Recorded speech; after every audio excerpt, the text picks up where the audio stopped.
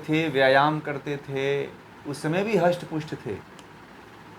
ठीक है, पहले जो था, पहले के जो युग थे, आप एक आपको बात बता दूं, आपको जो दादाजी थे, देखा होगा आपने कि 70-80 साल में कितने हष्ट पुष्ट थे। तो वो तो 5000 साल की बात है। 5000 साल में कितने हष्ट पुष्ट रहे होंगे लोग, और जलवायु कितना शुद्ध रहा होगा। आजकल तो जलवायु, खान पान सब बिगड़ गया ना। ठीक है, पहले तो बड़ा शुद्ध शुद्ध मिलता था, गाय का घी मिलता था, अनाज शुद्ध मिलते थे, कोई मिलावट नहीं होता था। अब तो सब में मिलावट होके मिल रहा है ना। तो जीवन तो उस समय का उच्च दर्जे का था। और 80 साल की उम्र में, उनकी उम्र जो है वास्तव में 80 साल थी, उस समय वो 70-80 साल की उम्र में ही वह युद्ध हुआ था। ठीक है, तो उस समय में भी वह उसी तरह नौजवान थे जो आज का एक युवक होता है। आपको बता दूं कि विदेशों में, जापान आदि कंट्री में चले जाइए, अन्य कंट्रियों में चले जाइए, विदेश की पश्चिम देशों में, वहाँ पे 80 साल के जो लोग हैं वह दिखते हैं 30-40 साल के नौजवान की तरह। और हमारे देश के लोग जो है 50 साल वाले जो है 50 साल वाले कितने साल की, 50 साल वाले दिखते हैं 80 साल के बराबर। ठीक है, ये स्थिति हो गई है। क्यों? क्योंकि हमारे देश के लोग कोई मेहनत नहीं करते हैं, कोई योग नहीं करता है, कोई व्यायाम नहीं करता है, कोई प्राणायाम नहीं करता है। इसलिए हमारे देश के जो लोग हैं वो भोग में लिप्त हैं।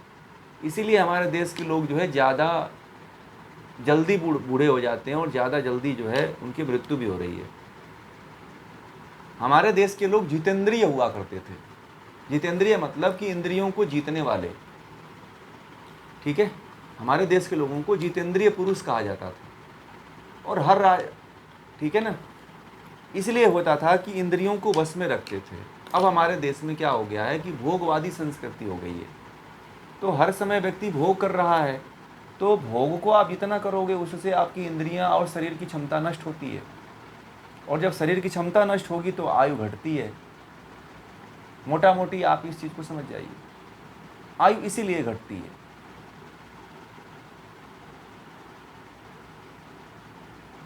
ठीक है, आयु जो है इसीलिए घटती है कि आदमी जो है ज़्यादा भोग में लिप्त है।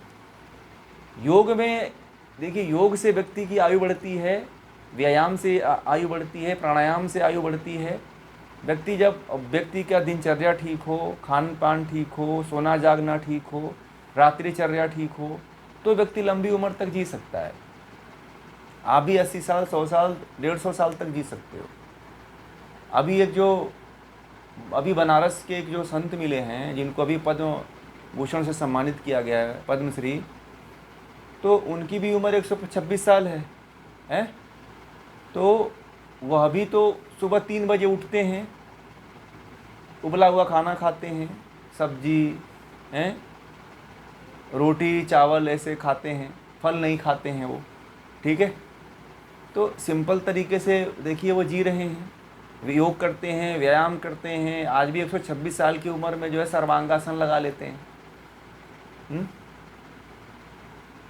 और हमारे देश में क्या हो गया है, ये कंसेप्ट केवल चेंज हुआ है। अब जैसे ही शादी होती है ना, 30 साल 40 साल जैसे पार होता है, चाहे स्त्री हो चाहे पुरुष अपने आप को मान लेता है कि मैं तो अब बूढ़ा हो गया, बच्चे भी हो गए, और स्त्री भी मान लेती है कि मैं तो अब आंटी हो गई, अब मैं बूढ़ी हो गई। तो ये मानसिक रूप से केवल मानने के ऊपर है। आप अपने आप को मानसिक रूप से मानिए ही मत कि मैं बूढ़ा हूँ। एक हमारे मित्र हैं, विदेश में गए थे योग करवाने के लिए, एम्बेसी की तरफ से, भारतीय। तो बोल रहे थे कि वहाँ के लोग जो है, जो 80 साल के जो पुरुष हैं, स्त्रियां हैं, वो अपने आप को मानते ही नहीं हैं कि मैं जो है बूढ़ा हूँ, व्यक्ति हूँ। ठीक है, वह आज भी जो है, देखिएगा अमेरिका का जो राष्ट्रपति है वो 80 साल का है। बिल गेट्स, वो क्या नाम था उसका, जो इससे पहले राष्ट्रपति था अमेरिका का, ट्रम्प। ट्रम्प 77 साल की उम्र में दौड़ता था, मंच पे दौड़ करके आता था। ठीक है, क्यों? क्यों भाई? वह भी तो इंसान ही है ना। हम लोग जो है अपने आप को बूढ़ा मान लेते हैं, कोई मेहनत नहीं करते हैं। अब कहते हैं कि अरे हम तो, हमारी उम्र चली गई अब तो। अरे कहीं उम्र नहीं गई, आप मान के बैठे हो, कायर बन गए हो आप। अपने आप को कभी बूढ़ा मानना ही नहीं है, बच्चों की तरह काम करते रहिए, हेल्दी अपने आप को समझिए। नौकरी आपका केवल अंतिम विकल्प थोड़ी है कि नौकरी से रिटायरमेंट हो गए तो जीवन ही खत्म हो गया। नौकरी तो एक पड़ाव है जीवन का। नौकरी क्या है? एक पड़ाव है, एक पड़ाव को छोड़कर दूसरे पड़ाव पे जाना। नौकरी करने के बाद थोड़ी एक रिटायरमेंट, जीवन ही रिटायरमेंट हो गया आपका। और मैं बताऊं आपको, भारत में जैसे ही नौकरी से रिटायरमेंट होते हैं, अपने मानसिक कंसेप्ट के कारण लोगों की मृत्यु हो जाती है। ठीक है, मानसिक अवधारणा के कारण जो है लोग 60 साल की उम्र में ही मर जाते हैं। ठीक है, मान लेते हैं कि मैं तो अब बूढ़ा हो गया, मेरे बाल बच्चे। अरे बाल बच्चे क्या हो गए? उस समय तो जो है, जिस समय भगवान श्री कृष्ण थे, उनके पुत्र प्रपुत्र भी हो गए थे, पुत्र भी हो गए थे, प्रपुत्र भी हो गए थे। तो अपने आप को बूढ़ा थोड़ी सोचते थे, फिर भी युद्ध लड़ने के लिए आए थे। फिर भी उस समय भी भगवान श्री कृष्ण युद्ध लड़े। महाभारत का युद्ध होने के बाद भी जब वहाँ पे उनके वंश में जब युद्ध छिड़ा, तो उनका जब सारे वंश, उनके जो वंश में थे, सब कट के मर गए, सरकंडे से कहते हैं कि हैं। तो उस समय भी तो बहुत बड़ा भयंकर युद्ध हुआ था। तो जीवन भर हमारे देश के जो राजा थे वह युद्ध करते ही रहे। भगवान राम भी जो है तो जीवन भर लड़ते रहे, ऋषियों की रक्षा करते रहे। तो आप केवल, हम मानसिक रूप से मान बैठते हैं। और आप ये बताइए, एक और बता दूं आपको बात, कि भगवान राम के गुरु कौन थे? वशिष्ठ थे। अब वशिष्ठ ऋषि के बारे में पता है कितने साल तक जिए थे वो? कितने पीढ़ियों तक उनके कुल गुरु थे? हैं? भगवान राम के 3 या 4 पीढ़ियों तक रहे वो। यहाँ तक कि राम के मरने के बाद भी लव कुश में के समय में भी थे वो कुल गुरु उनके। ठीक है, तो बताइए वो कितने साल जिए होंगे? वास्तविक उम्र जो है, वेदों में ये कहा गया है कि मनुष्य की वास्तविक उम्र जो है 400 साल तक है।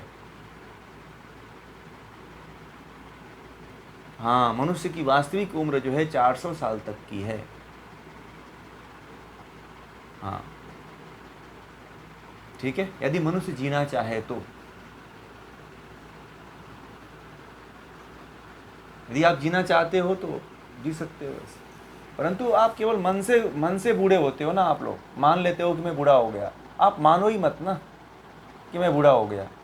आप देखना, आपके अंदर जो सेल्स हैं, आपके विचार हैं, आपके जो सत्व गुण है, वो इतना बढ़ेगा कि आपको नौजवान ही रखेगा।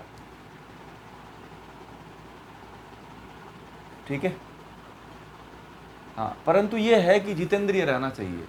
इंद्रियों को वश में रखिए, भोग आदि में कम लिप्सा करिए, निस्वार्थ सेवा करिए, निस्वार्थ योग करिए, कर्म योग करिए, तो फिर आपका जीवन ऐसे ही लंबी उम्र को आप ही प्राप्त होंगे।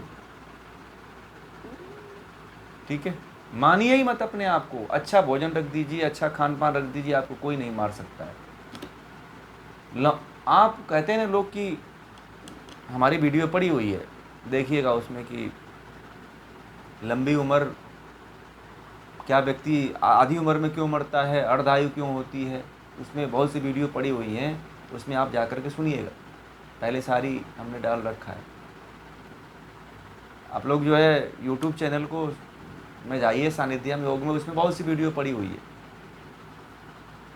तो उसमें आप, हाँ, सानिध्यम योग को सब्सक्राइब कर लीजिए। वहाँ पे डेली जो है एक एक वीडियो उसमें डालते हैं, पब्लिश होती है उसमें।